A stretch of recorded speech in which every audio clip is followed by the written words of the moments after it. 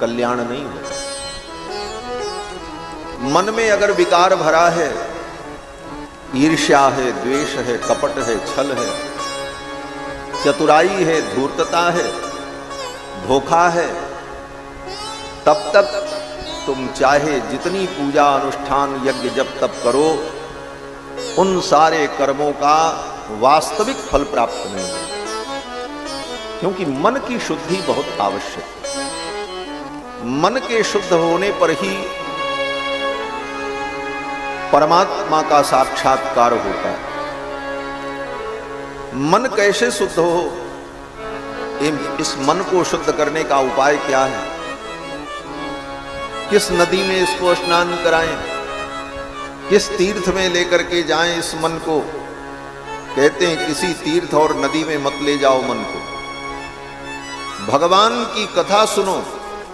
बार बार भगवान की कथा सुनते रहोगे तो तुम्हारा मन पवित्र होगा। मन को पवित्र करने वाला एकमात्र साधन भगवान की कथा है। वेद व्यास जी कहते हैं कि एतस्माद् अपरम किंचिन मनःशुद्ध्यै न विद्यते। मन की शुद्धि के लिए भगवान की कथा को छोड़ करके दूसरा कोई साधन नहीं, दूसरा कोई साधन तुम्हें मिलेगा नहीं। एतस्माद् अपरम किंचिन मनःशुद्ध्यै न विद्यते। मन की शुद्धि के लिए एकमात्र साधन भगवान की कथा है। और कथा सुनते रहो तो धीरे धीरे मन के जो विकार हैं वो नष्ट हो जाए। काम क्रोध लोभ मोह मद ईर्ष्या द्वेष पाखंड छल दंभ अहंकार, ये सारे दुर्गुण जो मन के हैं ये धीरे धीरे निवृत्त हो जाते हैं और उसका मन पवित्र हो जाता है। रघुबर भगति बारी छालित चित, बिन प्रयास ही सूझे तुलसीदास कह चिद विलास जग बूझत बूझत बूझे। भगवान की भक्ति में लगकर, भगवान के गुणानुवाद को सुनकर, भगवान की कथा को सुनकर के हमारा मन पवित्र हो। इसलिए बार बार भगवान की पावन कथा को श्रवण करना।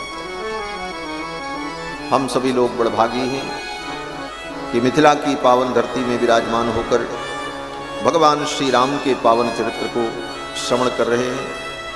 और महर्षि वाल्मीकि के ग्रंथ रामायण के आश्रय में इस कथा का हम सभी लोग अनुभव कर रहे हैं। रामायण का प्राण भगवती श्री जानकी जी का चरित्र है। कल की कथा में मैंने निवेदन किया था कि काव्यम रामायणम कृत्स्नम सीतायाश्चरितम महत्। ये संपूर्ण रामायण काव्य सीता जी का महान चरित्र है। और महान चरित्र ही नहीं है, रामायण की आत्मा जो है वो श्री जानकी जी का चरित्र है। रामायण का जो प्राण है वो सीता जी का चरित्र है, राम जी का चरित्र नहीं, सीता जी का चरित्र। हमारे आचार्य श्री पराशर भट्टर स्वामी जी महाराज श्री गुणरत्न कोश में श्री जी की महिमा का वर्णन करते हुए कहते हैं, रामायणमपि परम प्राणिति त्वच्चरित्रे। रामायणमपि परम प्राणिति त्वच्चरित्रे।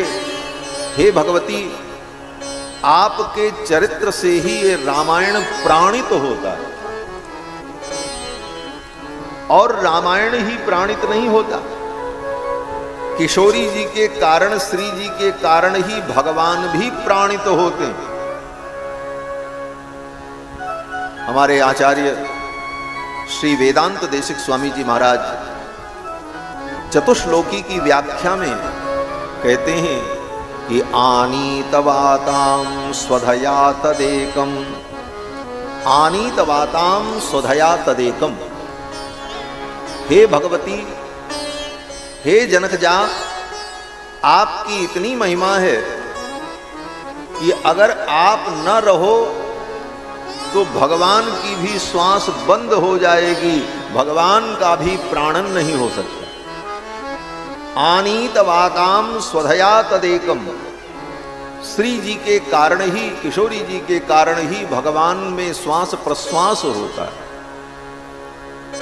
आगे फिर आचार्य चरण ने कहा कि भगवान सर्वेश्वर हैं, समस्त देवताओं के द्वारा पूज्य आराध्य हैं, देवाधिदेव हैं। ये क्यों है? तो आचार्य चरण कहते हैं श्री जी के कारण ही भगवान की ये महिमा है। श्री जी के कारण ही भगवान की ये महिमा है। देवो देवत्वमश्नुते, भगवती श्री जी के कारण ही भगवान में देवत्व, भगवान की महिमा है। तो श्री जी का ये पावन चरित्र श्री रामायण, कल के प्रसंग में आप सभी लोगों ने श्रवण किया कि महर्षि वाल्मीकि ने नारद जी के द्वारा राम कथा सुनकर 24,000 श्लोकों में रामायण की रचना की। रामायण की रचना करने के पहले महर्षि वाल्मीकि के साथ एक बड़ी विचित्र घटना घटित हुई। नारद जी जब आए थे, कथा सुना करके चले गए, तो महर्षि वाल्मीकि अपने शिष्य भरद्वाज जी को लेकर तमसा नदी के तट पर स्नान करने के लिए गए। मध्याह्न संध्या वंदन करने के लिए तमसा नदी के तट पर गए और वहीं तमसा नदी के तट पर गुरु और शिष्य महर्षि वाल्मीकि और भरद्वाज ये दोनों टहल रहे थे। तब तक एक शिकारी आया, निषाद धीवर पक्षियों का शिकार करता था। वहीं तमसा नदी के तट पर क्रौंच पक्षी का जोड़ा विहरण कर रहा था। उस जोड़े में जो नर था उसको उस शिकारी ने मार दिया। बाण लगते ही वो क्रौंच पक्षी गिरा और तड़पने लगा। रक्त की धारा प्रवाहित हुई और उस पक्षी की मृत्यु हो गई। उसकी जो मादा थी वो करुण क्रंदन करने लगी।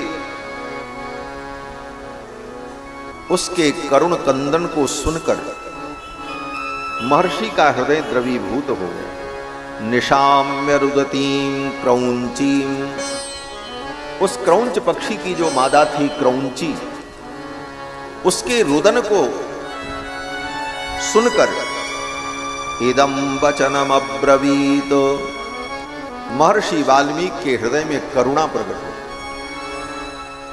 और जब उस निषाद को देखा वाल्मीकि जी ने, तो वह करुणा क्रोध में बदल गई।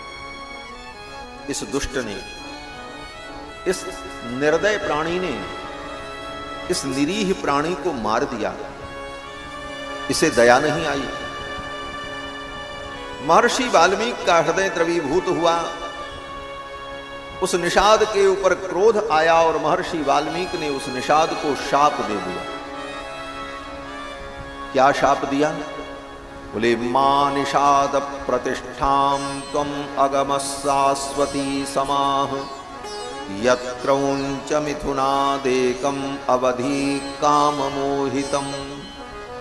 हे निषाद, जाओ, मैं तुम्हें शाप देता हूं।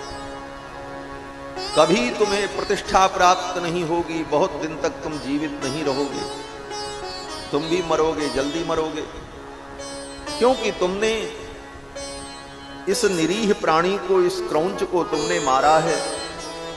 अवधि काम मोहितम, ये दोनों कितने आनंद से विचरण कर रहे थे और तुमने इनको मार दिया।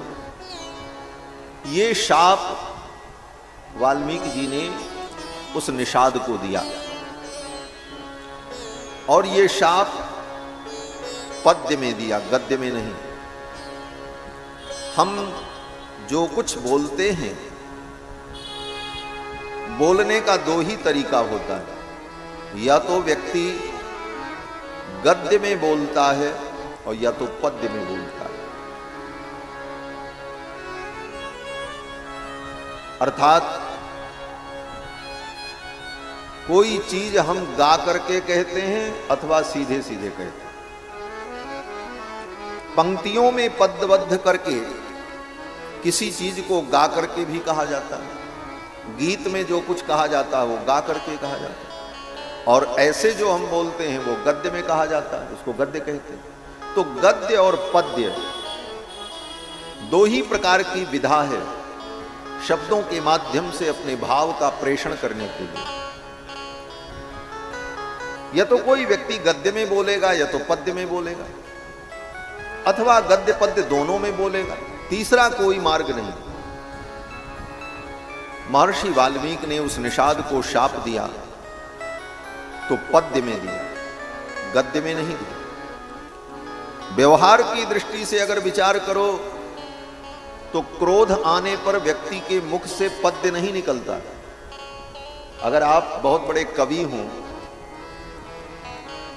आशु कवि हों, लेकिन जब आपको क्रोध आएगा किसी के ऊपर तो आप कविता नहीं बनाओगे, उस समय मुख से कविता नहीं निकलेगी।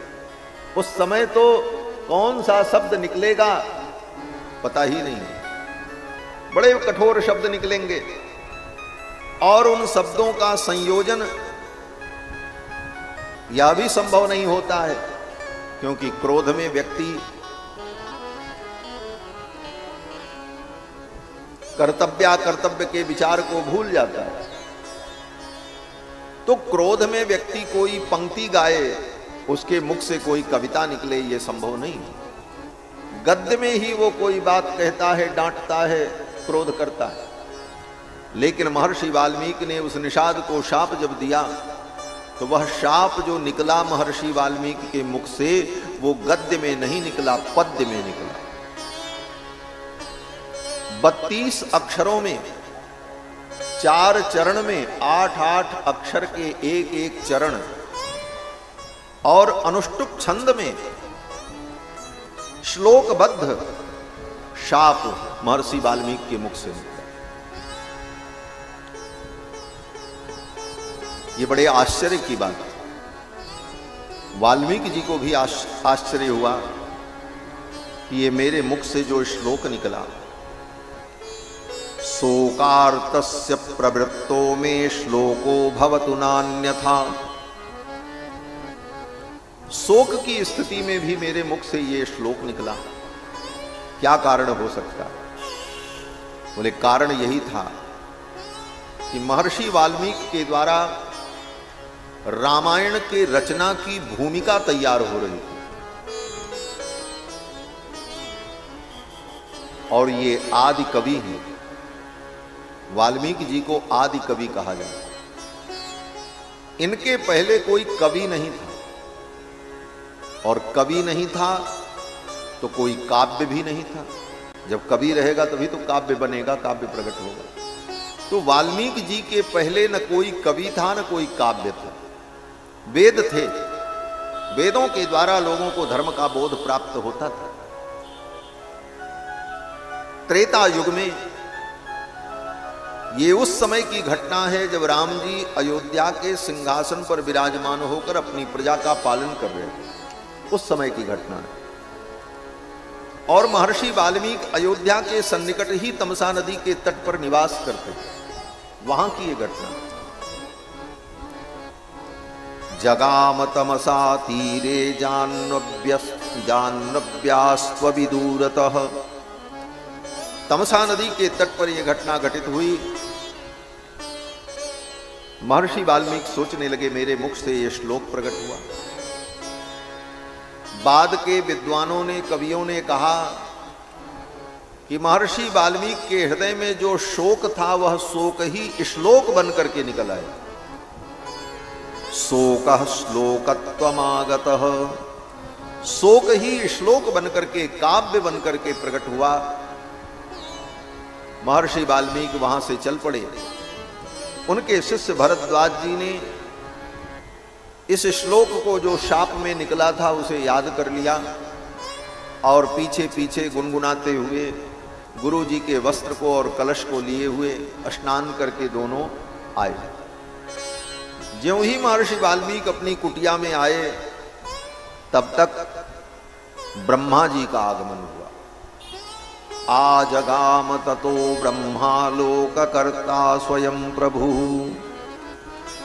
लोककर्ता, सृष्टि का निर्माण करने वाले ब्रह्मा जी महाराज आ गए। महर्षि वाल्मीकि ने ब्रह्मा जी का पूजन किया और पूजन करने के बाद महर्षि वाल्मीकि ने कहा, प्रभु आपने दर्शन दिया, कृपा की। ब्रह्मा जी ने कहा, मैं कुछ आदेश देने के लिए आया हूं। बोले क्या आदेश है? ब्रह्मा जी ने कहा, तुम्हारे मुख से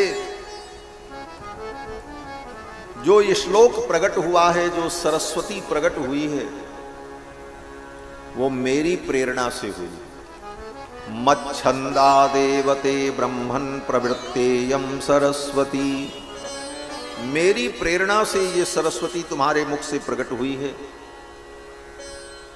और नियम भी है, कोई व्यक्ति भगवान का गुणगान करना चाहे तो सरस्वती ब्रह्मा के भवन को छोड़ करके दौड़ी चली आती है। भगत हेतु विधि भवन बिहाई,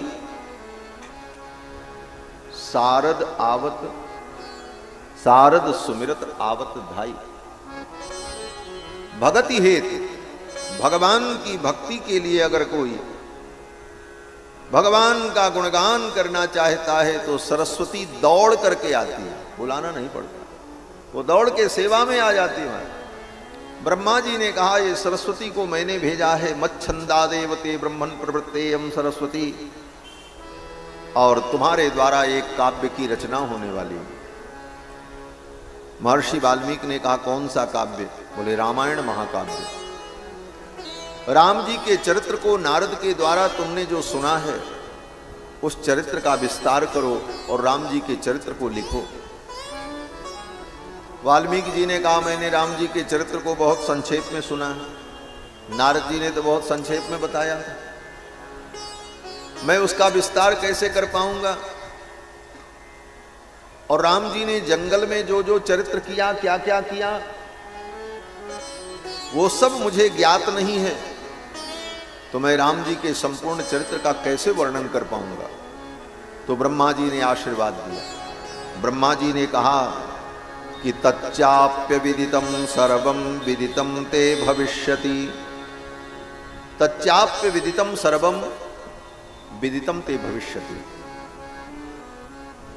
भगवान का जो चरित्र तुम्हें अविदित है, वह भी चरित्र तुमको विदित हो जाए, ज्ञान हो जाए। कैसे हो जाएगा? बोले राम जी की कृपा से राम जी का संपूर्ण चरित्र तुम्हारे हृदय में प्रकाशित हो जाए, और तुम जो चरित्र लिखोगे वह चिरकाल तक गाया जाएगा। वाल्मीकि जी ने कहा, महाराज राम जी ने जो चरित्र किया है वो चरित्र तो मुझे विदित हो जाएगा, लेकिन राम जी तो अभी अयोध्या के सिंहासन पर विराजमान होकर के राज्य कर रहे हैं। अभी आगे भी राम जी चरित्र करेंगे जब तक लीला चलेगी, तो आगे राम जी कौन सा चरित्र करेंगे वो मैं कैसे जान पाऊंगा? जो चरित्र हो गया वो तो हम जान जाएंगे आपके आशीर्वाद से, लेकिन जो चरित्र राम जी आगे अभी करेंगे, करना बाकी है, वो चरित्र मैं कैसे जान पाऊंगा? तो ब्रह्मा जी ने कहा, वह चरित्र भी तुमको विदित हो जाएगा, पहले ही पता चल जाएगा राम जी को क्या करना है। ये मेरा आशीर्वाद है। वाल्मीकि जी ने कहा, ये तो ठीक है, लेकिन एक समस्या हो सकती है। बोले क्या? बोले राम जी आगे जो चरित्र करेंगे वो हमें विदित हो जाएगा, मैं उस चरित्र को लिख दूंगा,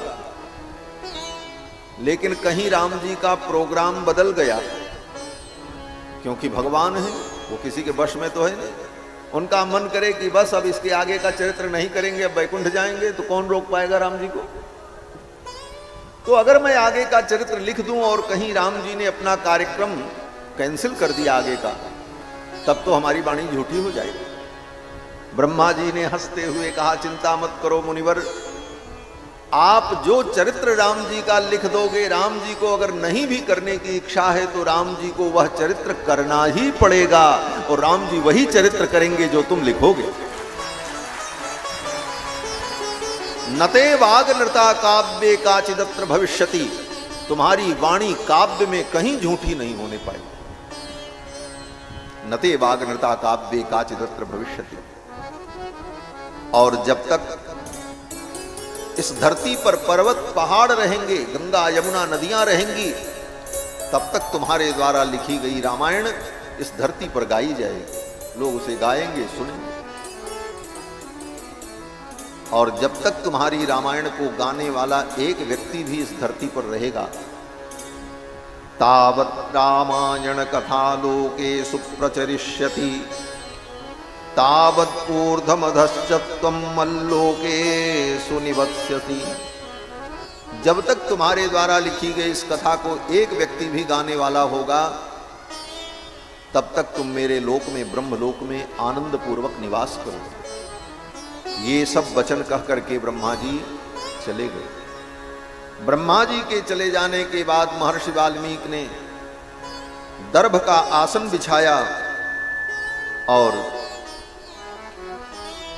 प्राणायाम किया, आचमन किया, और प्राणायाम करके, आचमन करके उपस्पृश्योदकम सम्यक मुनिस्थित्वा कृतांजलि।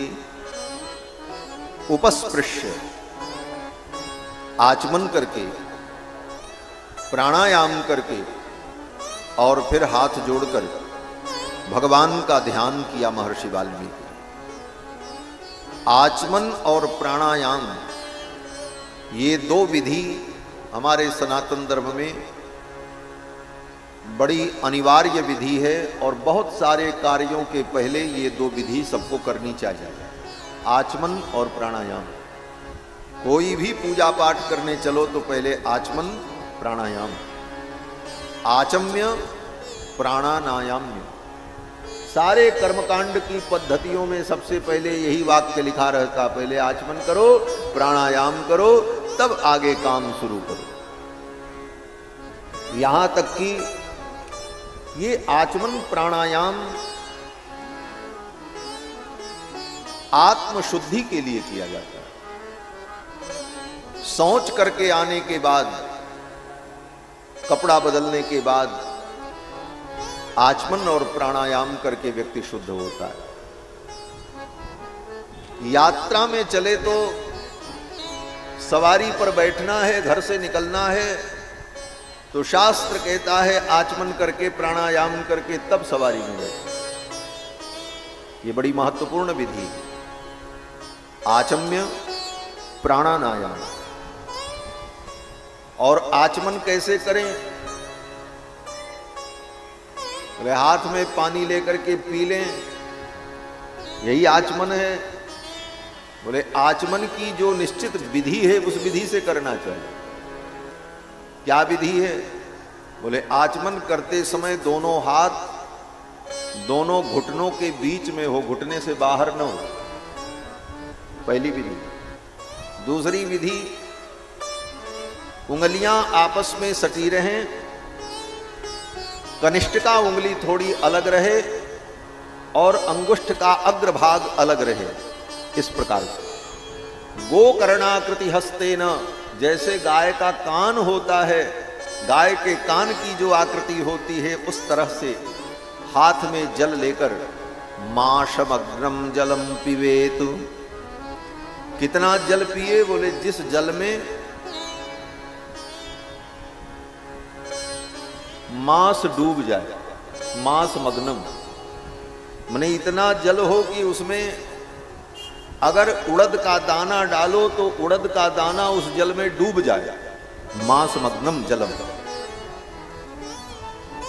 और कैसे पिए? कहते हैं अशब्दम, शब्द नहीं होना चाहिए। आचमन करते समय चप की आवाज, सुर्र की आवाज, चुस्स की आवाज अगर निकल गई तो वह आचमन अपवित्र होगा। आचमन करते समय अशब्दम, शब्द का उच्चारण न हो। और दूसरी बात, इतना जल हो कि वह जल पीने पर गले की नली से होकर हृदय तक पहुंचे। ब्राह्मण के लिए नियम है कि वो इतना जल पिए कि वह जल गले से होकर हृदय तक पहुंचे।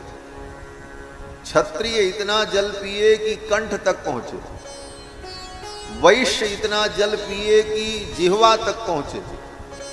और शूद्र आचमन करते समय इतना जल पिए कि केवल ओंठ का स्पर्श हो। सबके लिए आचमन की अलग अलग विधि है शास्त्र सम्मत। और जल पीते समय ये सावधानी रखे कि हाथ जूठा न हो। अगर मुख में लगा करके आचमन किया तो हाथ जूठा हो जाए। जल लेकर ऊपर से इस तरह मुख में डालकर आचमन करे। उपस्पृश्य, इसको कहते हैं आचमन। भगवान का नाम लेकर केशवाय नमः, नारायणाय नमः, माधवाय नमः 3 बार आचमन करे। शुक्ल यजुर्वेद के शतपथ ब्राह्मण ग्रंथ में सबसे पहले आचमन की ही महिमा का वर्णन किया। वहां पर वेद भगवान कहते हैं कि अमेध्यो वै पुरुषः। आजकल वेद का मतलब लोग समझते हैं केवल संहिता पढ़ लो उसी का नाम वेद है। इखेत तोर्जेत्वा वायवस्था से लेकर 40 अध्याय खम ब्रह्म तक पढ़ लिया, बोले वेद पढ़ लिया। उतना ही वेद नहीं है। एक वेद में संहिता ग्रंथ होता है, फिर उसका ब्राह्मण ग्रंथ होता है, फिर उस पर श्रौत स्मार्त सूत्र होते हैं, फिर उस वेद की शाखा पर धर्म सूत्र होता है, फिर उसके बहुत सारे परिशिष्ट होते हैं। इन सब का अध्ययन किया जाए तब एक वेद का अध्ययन पूर्ण होता है। इसको कहते हैं सांग वेद। अंगों के सहित उसके समस्त विषयों के सहित वेद का अध्ययन। तो शतपथ ब्राह्मण के प्रारंभ में ही वेद भगवान कहते हैं कि अमेध्यो वै पुरुषः। ये मनुष्य पुरुष अपवित्र है, हम आप अपवित्र हैं। क्यों अपवित्र हैं? तो वेद ने कहा कि यद अनृतम वदति, क्योंकि ये झूठ बोलता है। वेद के शब्दों का बड़ा महत्व है। सामान्य अशुद्धि तो सामान्य अशुद्धि होती है, लेकिन झूठ बोलना कितनी बड़ी अशुद्धि है कि वेद भगवान पहले उसका वर्णन करते हैं। वेद भगवान कहते हैं अमेध्यो वै पुरुषः। यह पुरुष अपवित्र इसलिए है कि यद अनृतम वदति, क्योंकि यह झूठ बोलता है। नहीं असत्य समपातक पुंजा, असत्य के समान कोई पाप नहीं।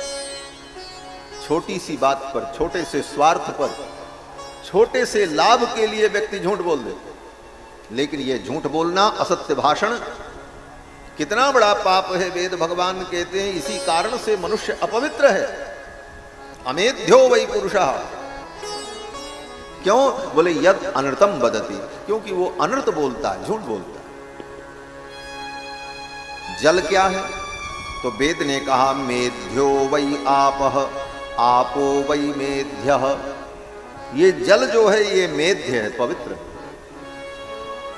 पुरुष अपवित्र है क्योंकि अनर्थ भाषण किया, और जल पवित्र है।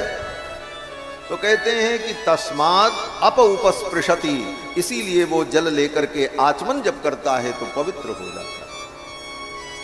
आचमन करने से यह शुद्धि होती है। और प्राणायाम, प्राण वायु का नियमन, पूरक, कुंभक और रेचक, 3 प्रकार के प्राणायाम। वो बाकी जो प्राणायाम आजकल सिखाया जाता है, भस्त्रिका, उज्जाई, वो सब प्राणायाम ठीक है स्वास्थ्य के लिए। लेकिन प्रमुख 3 प्राणायाम हैं, पूरक, कुंभक और रेचक। और यह 3 प्राणायाम व्यक्ति शास्त्र की विधि से करे तो कोई प्राणायाम करने की जरूरत नहीं पड़ेगी। क्यों? बोले संध्या वंदन करेगा तो प्रारंभ में प्राणायाम करेगा, फिर मध्य में प्राणायाम करेगा, सूर्य अर्घ देने के बाद फिर प्राणायाम करेगा, गायत्री जप के पश्चात प्राणायाम करेगा, कोई भी कार्य प्रारंभ करेगा तो आचमन प्राणायाम करेगा, तो दिन भर उसका योग चलता रहता है। ये प्राणायाम स्वयं में एक बहुत बड़ा योग है। महर्षि वाल्मीकि ने आचमन किया और प्राणायाम किया। उपस्पृश्योदकम सम्यक मुनिस्थित्वा कृतांजलि, क्योंकि रामायण लिखने जा रहे हैं। आचमन करके प्राणायाम करके जब भगवान के चरणों का ध्यान किया तो राम जी का संपूर्ण चरित्र महर्षि वाल्मीकि के हृदय में प्रकाशित हो गया। कैसे प्रकाशित हुआ? कहते हैं राम जी कैसे हंसते हैं, राम जी कैसे चलते हैं, राम जी कैसे बैठते हैं, राम जी कैसे बोलते हैं, यह सब कुछ महर्षि वाल्मीकि के हृदय में यथावत दिखाई पड़ने लगा। हसितम भासितम चैव गतिर्यावच्च चेष्टितम तत्सर्वं धर्मवीर्येण यथावत् संप्रपश्यति। महर्षि वाल्मीकि ने सब कुछ यथावत राम के चरित्र को देखा और देखने के बाद महर्षि ने रामायण लिखी। क्या अंतर है? आज भी लोग राम जी का चरित्र लिखते हैं, कवि लोग लिखते हैं, राम के चरित्र पर ग्रंथ लिख देते हैं, लेकिन वो कहां से लिखते हैं? बोले सुन करके लिखते हैं। जो सुना है, पढ़ा है, सुन करके पढ़ करके लिखते हैं। और महर्षि वाल्मीकि ने जो रामायण लिखी है उन्होंने देख करके लिखा। राम जी के संपूर्ण चरित्र को देखा महर्षि वाल्मीकि। हसितम भासितम चैव गतिर्यावच्च चेष्टितम तत्सर्वं धर्मवीर्येण यथावत् संप्रपश्यति। संपूर्ण राम चरित्र को देखा और यथावत जैसा देखा वैसा लिखा। अब यहां पर एक बात विद्वानों के लिए, विचार करने वाले व्यक्तियों के लिए है कि जैसे वेद मंत्र है, जो वेद मंत्र यज्ञ में पूजा में उच्चारण किया जाता है, ब्राह्मण विद्वान आचार्य लोग उच्चारण करते हैं, उन वेद मंत्रों को ये आचार्य लोग पहले गुरु से पढ़ते हैं, सुन करके और फिर उसका उच्चारण सीख करके पढ़ करके तब उसका प्रयोग करते हैं। लेकिन जिन ऋषियों के द्वारा वह मंत्र दृष्ट हुआ, ऋषियों ने उन मंत्रों को देखा, उन मंत्रों को उन ऋषियों ने किसी से नहीं पढ़ा, वो मंत्र उनके हृदय में दिखाई पड़े। ये जितने मंत्र हैं हमारे वेद के, उन मंत्रों के अलग अलग ऋषि हैं। किसी मंत्र के ऋषि जमदग्नि है, किसी मंत्र के ऋषि वशिष्ठ हैं, किसी मंत्र के ऋषि कश्यप हैं। अलग अलग मुनियों ने, ऋषियों ने उन मंत्रों को देखा, उनको किसी ने पढ़ाया नहीं, उन्होंने उन मंत्रों को देखा। तो मंत्रों को देखने के कारण उनको मंत्र दृष्टा कहा जाता है। मंत्रों को उन्होंने देखा है, किसी से पढ़ करके सुन करके नहीं जाना, मंत्र उनके हृदय में स्वयं प्रकाशित हो गए। ऋषि की यही परिभाषा है। आज कोई ऋषि नहीं हो सकता। अब कोई अपने नाम के आगे लगा ले योग ऋषि, धर्म ऋषि, लेकिन किसी नाम के आगे, अपने नाम के आगे ऋषि लगाने से कोई ऋषि नहीं हो जाएगा। ऋषि तो जो हुए उतने ही हैं, उससे ज्यादा नहीं हो सकते। ऋषि कौन होता है?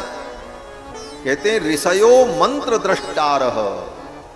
जो मंत्रों के दृष्टा हैं उनको ऋषि कहा जाता है, जिन्होंने मंत्रों को देखा है।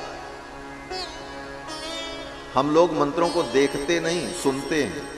गुरु से सुन करके फिर पढ़ करके उसे याद करते हैं।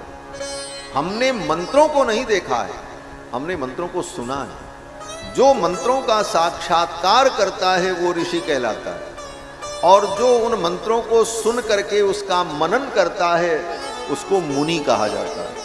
ऋषि और मुनि में यही अंतर है। मुनि आज भी कोई हो सकता है, लेकिन आज कोई ऋषि नहीं हो सकता। ऋषि जो हैं वही हैं। कोई नया ऋषि पैदा नहीं हो सकता। महर्षि वाल्मीकि ऋषि हैं, ये राम कथा के दृष्टा हैं, इन्होंने राम कथा को देखा है।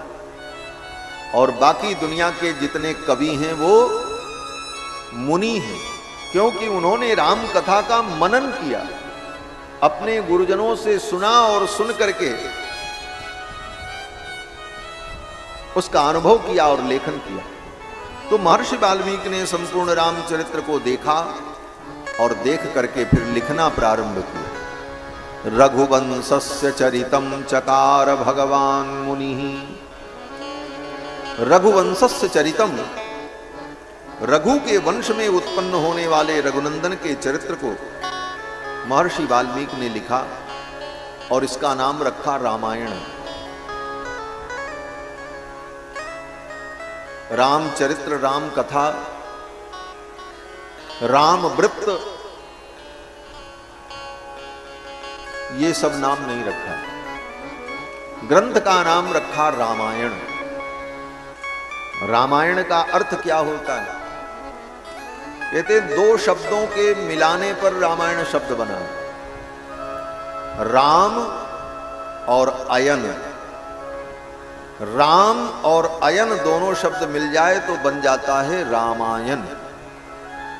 और रामायण में जो न है अंत में, वो व्याकरण के नियम से न हो जाता है, तो फिर उसे पढ़ा जाता है रामायण। तो राम और अयन, इसका अर्थ क्या हुआ? तो कहते हैं रामस्य अयनम रामायण। जो राम जी का अयन है, अयन माने घर, जो राम जी का घर है उसका नाम है रामायण। रामस्य अयनम रामायणम, ये राम जी का घर है। राम जी कहाँ रहते हैं? अगर कोई पूछे राम जी कहाँ रहते हैं, तो व्यक्ति कहेगा राम जी मंदिर में है। बोले मंदिर में तो हैं राम जी तो सब जगह हैं, कहां नहीं है? जो कण कण में रमण करता है वो राम जी है। हम में, आप में, सब में राम जी विद्यमान हैं। अंतर वहिश्च तत्सर्वं व्याप्य नारायण स्थितः, जो अंदर बाहर सर्वत्र व्याप्त होकर के अवस्थित है वो भगवान श्री राम है। रमन्ते, राम का यही अर्थ होता है, जो सर्वत्र रमण करे उसको राम कहते हैं। तो राम तो सब जगह है, लेकिन राम जी का घर, अगर कहो कि राम जी का घर क्या है, तो रामायण। रामस्य अयनम रामायणम, राम जी का जो अयन है, घर है, उसका नाम रामायण है। सब जगह राम जी हैं, लेकिन वो राम जी सबको मिलते नहीं हैं। राम जी तो सब जगह है, कहां नहीं है राम जी? लेकिन सब जगह राम जी का अनुभव नहीं होता। सर्वत्र विद्यमान राम जी मिलते नहीं हैं। मिलते कहां हैं? बोले जब रामायण को पढ़ोगे, रामायण को सुनोगे, तो इसी में राम जी मिलेंगे और राम जी का अनुभव होगा। आज भी राम जी को लोगों ने जाना, तो कैसे जाना?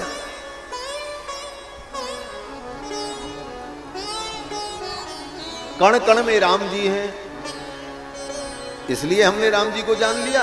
बोले नहीं, कण कण में राम जी हैं, क्षण क्षण में राम जी हैं, तन तन में राम जी हैं, मन मन में राम जी हैं। लेकिन उन राम जी को तब तक नहीं जाना जा सकता जब तक रामायण के माध्यम से राम जी के विषय में आप श्रवण नहीं करेंगे। जब रामायण श्रवण करेंगे, रामायण पढ़ेंगे, तभी ये बात समझ में आएगी कि राम जी सब जगह हैं। हमारे अंदर भी है, तुम्हारे अंदर भी है, सब में है सी राम मैं सब जग जानी, करहु प्रणाम जोरी जुग पानी। तो राम जी का घर क्या है? बोले रामायण है, रामस्य अयनम रामायणम। और इसी रामायण के माध्यम से व्यास जी को, सुखदेव को, भरद्वाज को, बड़े बड़े मुनियों को राम जी का अनुभव इसी रामायण के माध्यम से। रामस्य अयनम रामायण, ये रामायण राम जी का ही विग्रह है, राम जी की मूर्ति है। हमारे मंच संचालक कह रहे थे रामायण को लाल कपड़े में लपेट करके रखो, जैसे मूर्ति को बिना कपड़े के नहीं रखा जाता। नंगी मूर्ति की पूजा नहीं होती हमारे यहाँ। हाँ, जैन मत में होती है, जैनियों के यहाँ होता है, लेकिन हमारे सनातन धर्म में नग्न मूर्ति की पूजा का निषेध है। कोई कपड़ा न हो तो एक सूत्र ही डाल दो। अब कपड़ा चढ़ाने का, कपड़ा पहनाने का सामर्थ्य नहीं है, इसीलिए कर्मकांड में ब्राह्मण कहते हैं वस्त्राभावे सूत्रम समर्पयामी, मोली चढ़ा दो तोड़ करके थोड़ी। बिना वस्त्र के भगवान की पूजा कैसे हो? निरवस्त्र भगवान रहते नहीं। तो ये रामायण भी भगवान की मूर्ति है, भगवान है, इसलिए इसको निर्वस्त्र नहीं रखना चाहिए, वस्त्र में लपेट करके रखो। वस्त्र का आसन बिछा करके उसके ऊपर रखो, इसका आदर करो। आपके घर में लोग कहते हैं महाराज हम अपने घर में लड्डू गोपाल जी की मूर्ति, रामलला की मूर्ति, शालग्राम की मूर्ति, किसकी मूर्ति रख करके पूजा करें? बोले इन मूर्तियों को रख करके पूजा करना चाहिए, ठीक है, अच्छी बात है, लेकिन अगर आपके घर में कोई मूर्ति नहीं है तो कोई घबराने की बात नहीं है। रामायण ही राम जी का स्वरूप है, रामायण को ही कपड़े में लपेट कर पूजा घर में रख करके इसी की आरती उतारो, इन्हीं को भोग लगाओ। ये साक्षात राम जी, ये राम जी की साक्षात मूर्ति है रामायण। जैसे श्रीमद् भागवत महापुराण भगवान कृष्ण की मूर्ति है। वेद व्यास जी कहते हैं कि भगवान कृष्ण जब अपनी लीला को पूर्ण करके जाने लगे तो भगवान ने अपनी ज्योति को भागवत में प्रतिष्ठित कर दिया। तेने यम वांगमयी मूर्ति ही प्रत्यक्षावर्तते हरे है। भगवान हरि की प्रत्यक्ष वांगमयी मूर्ति, शब्दमयी मूर्ति श्रीमद्भागवत महापुराण। तिरोधाय प्रविष्टोयम श्रीमद्भागवतार्णवम, अपनी ज्योति को तिरोहित करके भगवान ने अपनी ज्योति को भागवत में प्रतिष्ठित कर दिया। उसी प्रकार से यह रामायण राम जी की मूर्ति है, वांगमयी मूर्ति है। इस रामायण में जो बालकांड है वो भगवान का चरण है। बालकांड प्रभु पाय अयोध्या कटिमन मोहे, और अयोध्या कांड भगवान की कमर है। उदर बन्यो आरण्य, भगवान का जो उदर है वही अरण्य कांड है। हृदय किष्किंधा सोहे, किष्किंधा कांड ही भगवान का हृदय है। और सुंदर कांड भगवान की ग्रीवा है। और लंका कांड, युद्ध कांड भगवान का मुख है। और उत्तर कांड भगवान का मस्तक है। इस प्रकार ये सातों कांड भगवान के एक एक अंग है। पद में हम सभी लोग गाते हैं, आदि अंत लो देखियत श्री रामायण राम तनु। आदि अंत लो देखियत श्री रामायण राम तनु। बालकांड प्रभु पाय अयोध्या कटिमन मोहे। बालकांड प्रभु पाय अयोध्या कटिमन मोहे। उदर बन्यो आरण्य हृदय किष्किंधा सोहे। उदर बन्यो आरण्य हृदय किष्किंधा सोहे। सुंदर ग्रीव मुखार बिंद लंका कही गायो। सुंदर ग्रीव मुखार बिंद लंका कही गायो। जहाँ दशानन आदि निशाचर सकल समायो। जहाँ दशानन आदि निशाचर सकल समायो। मस्तक उत्तर कांड तुझी यह विधि तुलसीदास बने। मस्तक उत्तर कांड सुची यह विधि तुलसीदास मन। आदि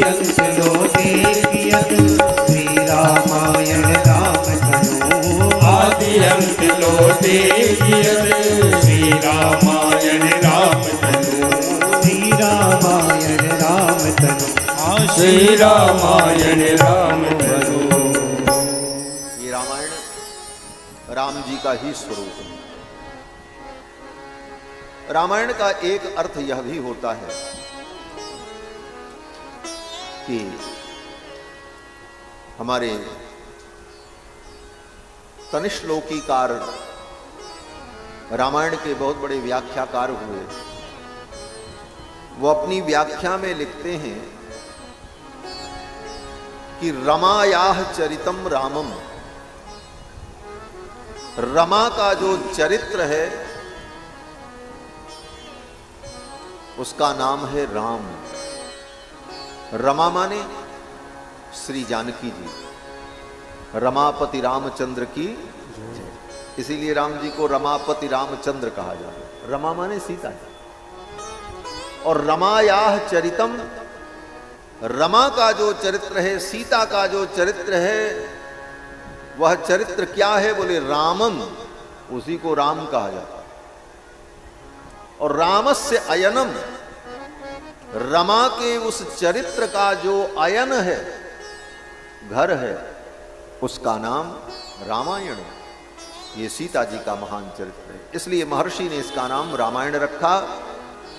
और जिस समय रामायण की रचना की महर्षि वाल्मीकि ने, उस समय सीता जी महर्षि वाल्मीकि के आश्रम में थे। राम जी ने उनको महर्षि वाल्मीकि के आश्रम में भेज दिया था, क्योंकि सीता जी की दृष्टि पड़ेगी, सीता जी का सान्निध्य मिलेगा महर्षि वाल्मीकि को, तभी महर्षि वाल्मीकि रामायण की रचना कर पाएंगे। इसलिए भगवान ने अपनी करुणा को, अपनी कृपा को श्री जानकी जी को महर्षि वाल्मीकि के आश्रम में भेज दिया। वहीं पर सीता जी ने सुंदर 2 पुत्रों को जन्म दिया था, कुश और लव। बड़े पुत्र जो हैं उनका नाम है कुश, और छोटे पुत्र जो हैं उनका नाम है लव। ऐसे लोग लव कुश कहते हैं, तो लगता है लव बड़े होंगे कुश छोटे होंगे। पहले लव का नाम ले लेते हैं, लव कुश, लेकिन कुश बड़े हैं, लव छोटे। कुशी लवौ तु धर्मज्ञौ राजपुत्रौ यशस्विनौ। इन दोनों पुत्रों का जात कर्मादि संस्कार महर्षि वाल्मीकि ने किया और वेदादि शास्त्रों को पढ़ा करके इनको परम विद्वान पारंगत बना दिया। इधर रामायण की रचना भी चल रही थी। रामायण जब पूरा हुआ तो महर्षि वाल्मीकि सोचने लगे, ये रामायण मैं किसको पढ़ाऊं? ये रामायण पढ़ करके इसे कौन याद करेगा और कौन इसे गाएगा? ये सोच रहे थे महर्षि वाल्मीकि, तब तक कुश और लव दोनों भाई खेलते हुए उधर से आए। आश्रम में ही रहते थे। आकर के गुरुजी के चरणों में प्रणाम किया। अगृहिणीताम ततः पादौ मुनि वेशौ कुशीलवौ। मुनि का वेश धारण किए हुए कुशलव दोनों भाइयों ने आकर के जब चरणों में प्रणाम किया, प्रणाम तो रोज करते थे कुशलव, रोज महर्षि के सामने खेलते कूदते रहते थे, लेकिन आज महर्षि वाल्मीकि ने जब देखा तो इन दोनों भाइयों में महर्षि वाल्मीकि को राम जी का दर्शन हुआ। क्या दर्शन हुआ? बोले वाल्मीकि जी को अनुभव हुआ कि बिंबाद दिवोत्थितौ बिंबौ राम देहात् तथा परौ। ये राम जी के पुत्र हैं। लगता है राम जी के द्वारा 2 राम जी और प्रकट हो गए। बिंबाद दिवोत्थितौ बिंबौ, जैसे बिंब से बिंब प्रकट हो जाए, बिंब से प्रतिबिंब प्रकट होता है, मूल प्रति से छाया प्रति प्रकट होती है। ये आज तक सुना गया है इतिहास में, लेकिन मूल प्रति से मूल प्रति प्रकट हो जाए, बिंबाद दिवोत्थितौ बिंबौ, ऐसी घटना महर्षि वाल्मीकि अनुभव करते हैं कि राम रूपी बिंब से ये 2 राम रूपी बिंब प्रकट हुए, कुश और लव, दोनों भाई राम जी जैसे। राम जी जैसी नाक वैसी ही आंख, वैसा ही मुख, वैसी प्रकृति, वैसा ही स्वभाव, सब कुछ राम जी जैसा। महर्षि वाल्मीकि ने सोचा इन्हीं को मैं रामायण पढ़ा दूं। क्यों? बोले ये बड़े मेधावी हैं। सतु मेधाविनौ दृष्ट्वा, महर्षि वाल्मीकि ने देखा ये दोनों बालक बड़े मेधावी हैं, और मेधावी के साथ साथ वेदेषु परिनिष्ठितौ, वेदों में इनकी निष्ठा है। इन्होंने वेदादि का अध्ययन किया है, वेदादि शास्त्रों का। इन्हीं को मैं रामायण पढ़ा दूं। और क्योंकि ये रामायण वेदोपब्रह्मण है। वेदोपब्रह्मण का मतलब वेदों का ही विस्तार है, वेद का ही अवतार है रामायण। कल की कथा में मैंने निवेदन किया था, वेद प्राचेत सादासीत साक्षात रामायणात्मना। तो महर्षि ने विचार किया कि वेदोपब्रह्मणार्थाय तावग्राहयत प्रभु, ये रामायण वेदों का ही विस्तार है और ये वेद का अध्ययन कर चुके हैं। इन्हीं कुमारों को मैं रामायण पढ़ा दूं। और इसलिए भी इनकी वाणी बड़ी शुद्ध है, इनका कंठ बड़ा मधुर है, और गान विद्या में ये प्रवीण हैं। गान विद्या में एक एक स्वर की जितनी जातियां होती हैं, उन सब जातियों के सूक्ष्म से सूक्ष्म भेद का उन्हें ज्ञान है। संगीत भगवान की साधना के लिए हो तो वह संगीत मोक्ष का कारण बन जाता है, और संगीत दुनिया को लुभाने के लिए और स्टेज का कार्यक्रम करने के लिए हो तब वह संगीत एक व्यसन बन जाता है। फिर वह विद्या भगवान के चरणों तक उसे नहीं पहुंचाती। संगीत भी भगवान की साधना है, उपासना। हमारे संप्रदाय में आचार्य हुए श्री नाथ मुनि स्वामी जी महाराज। नाथ मुनि स्वामी जी महाराज द्राविड़ प्रबंध की एक एक गाथाओं को भगवान के सामने गाने की परंपरा का उन्होंने सूत्रपात किया। उसको हमारे यहां अरैयर सेवा कहते हैं। एक संगीत के विद्वान ने कहा, महाराज आप संगीत के सूक्ष्म से सूक्ष्म रहस्य को जानते हैं?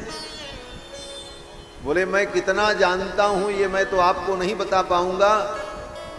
नाथ मुनि स्वामी ने कहा कि 1000 लोग एक साथ मजीरा लेकर के बजाएं और एक साथ सुन करके मैं बता सकता हूं कि उन मजीरों के स्वर में कितना अंतर है और एक एक मजीरे का वजन कितना है। इतनी सूक्ष्मता संगीत। नाथ मुनि स्वामी ने यही कहा कि 1000 व्यक्ति कीर्तन में बैठकर मजीरा एक साथ झम्म से बजाएं, मैं बता दूंगा कि किस मजीरे का स्वर कहां से निकला और उस मजीरे में कितना वजन है, क्योंकि वजन के हिसाब से स्वर प्रकट होता। तो संगीत की यह जो सूक्ष्मता है, इसके जो स्वर के भेद हैं, जाति भेद हैं, इन सब कलाओं में कुश और लौ परम निपुण। तंत्री लय समन्वित, वीणा बजा करके गान कला में परम प्रवीण। प्रवीण उसी को कहा जाता है जो वीणा बजा सके। आज प्रवीण शब्द का प्रयोग किसी भी कार्य में होता है, ये अमुक कार्य में बड़े प्रवीण हैं, लेकिन प्रवीण शब्द का यही मुख्य अर्थ होता है, प्रकृष्ट रूप से जो वीणा बजाने में कुशल हो उस व्यक्ति को प्रवीण कहा जाता है। शब्दों का भी कालांतर से अर्थ संकोच और अर्थ विकास होता है। बहुत से ऐसे शब्द होते हैं जिन शब्दों का समय पर अर्थ संकुचित हो जाता है कालांतर में उनके शब्द का अर्थ जो है विस्तृत भी हो जाता है, तो प्रवीण शब्द का यही अर्थ है।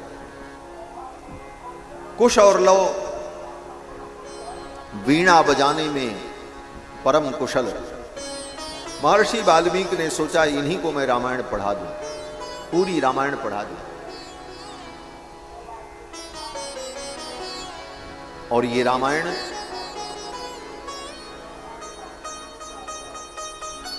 उधर भी कथा हो रही है क्या? श्री सीता रामचंद्र भगवान की जय। रामायण गेय ग्रंथ है। हमारे वैष्णवों के लिए गेय ग्रंथ रामायण को ही माना गया। कुश और लव ने इसे गाया है, इसीलिए गोस्वामी जी महाराज भी कहते हैं इसे गाओ, यह चरित जे गावही हरिपद पावही तेन परही भव कृपा। ये गेय है। फिर तो कुश और लव ने इसे गाया, और जब गाया तो वाल्मीकि महर्षि के आश्रम में सभी मुनि महात्माओं ने सुना, सब गदगद हो गए महाराज, सब रोने लगे। हाँ, रोने लगे। कुश और लव ने जब रामायण गा करके सुनाई तो सबके आंखों से अश्रुपात होने लगा। तच्छ्रुत्वा मुनयः सर्वे बाष्प पर्याकुले क्षणा। उनके नेत्र डबडबा गए, आंखों से अश्रुपात होने लगा। और यही होना भी चाहिए। भगवान की कथा सुनकर के आंखों से आंसू आना चाहिए। भगवान की कथा मनोरंजन के लिए नहीं है, भगवान की कथा टाइम पास नहीं है, भगवान की कथा हंसने और नाचने के लिए नहीं है, भगवान की कथा तो रोने के लिए।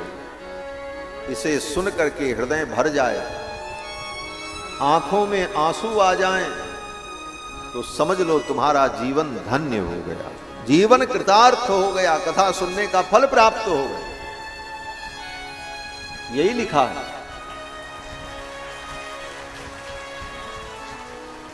हनुमान जी महाराज जब कथा सुनते हैं तो हनुमान जी के आंखों से झरझर झरझर अश्रुपात होता है। हनुमान जी की स्तुति में कहा जाता है कि यत्र यत्र रघुनाथ कीर्तनम तत्र तत्र कृतमस्तकांजलिम बाष्पवारि परिपूर्ण लोचनम मारुतिम नमत राक्षसांतकम। बाष्पवारि परिपूर्ण लोचनम। रघुनाथ जी की कथा को सुनकर के हनुमान जी की आंखों में अश्रु आ जाता है। बाष्पवारि परिपूर्ण लोचनम, आंखें भर जाती हैं। तो भगवान के चरित्र को सुनकर आंखों में आंसू आए, यही राम कथा सुनने का फल है। और ये कब आएगा? बोले जो सरस व्यक्ति होगा, जो नीरस है, शुष्क है, उसके सामने कितनी भी रसमयी कथा सुनाओ, उसके आंखों से आंसू कौन कहे?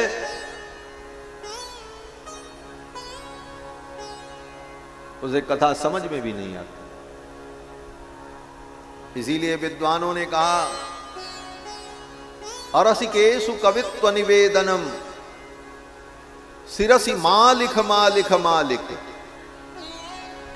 किसी कवि के सामने ब्रह्मा आ गए। ब्रह्मा जी ने कहा बताओ मैं तुम्हें क्या वरदान दे दूं? तो उस कवि ने कहा कि वरदान नहीं चाहिए, हे विधाता मेरे भाग्य में सब लिखना, बड़ा सा बड़ा दुख आ जाए हम सहन कर लेंगे, लेकिन एक चीज मेरे भाग्य में मत लिखना। ब्रह्मा ने कहा क्या? उस कवि ने, उस रसिक भक्त ने कहा अरसिकेषु कवित्व निवेदनम। जिनके हृदय में रस नहीं है, जो नीरस प्राणी हैं, कठोर हृदय हैं, जो भावना प्रधान नहीं है, ऐसे व्यक्ति के सामने काव्य सुनाने का मुझे अवसर मत देना, और मुझे कितना भी दुख हो जाए कोई बात नहीं। अरसिकेषु कवित्व निवेदनम सिरसी मालिक मालिक मालिक। कवि ने 3 बार कहा कि सब लिख देना मेरे भाग्य में मत, परंतु ये मत लिखना कि किसी नीरस निष्ठुर व्यक्ति के सामने रस की चर्चा करने का अवसर प्राप्त हो। इसलिए भगवान की कथा तो रसिकों का प्राण धन है। जो रसिक है, जो सूखे कोरे लोग, उनको ये कथा उनके हृदय को छू भी नहीं सकती। उसी प्रकार से जैसे पत्थर जिंदगी भर पानी में पड़ा रहे लेकिन वो कभी सिक्त नहीं होता, उसी प्रकार से नीरस व्यक्ति के हृदय में भगवान की कथा का संस्पर्श नहीं हो पाता। संस्पर्श हुआ कथा का हृदय से, इसका प्रमाण क्या है? बोले इसका प्रमाण यही है कि कथा तुम्हारे हृदय को छू लेगी तो आंखों से आंसू निकलने लग जाएंगे।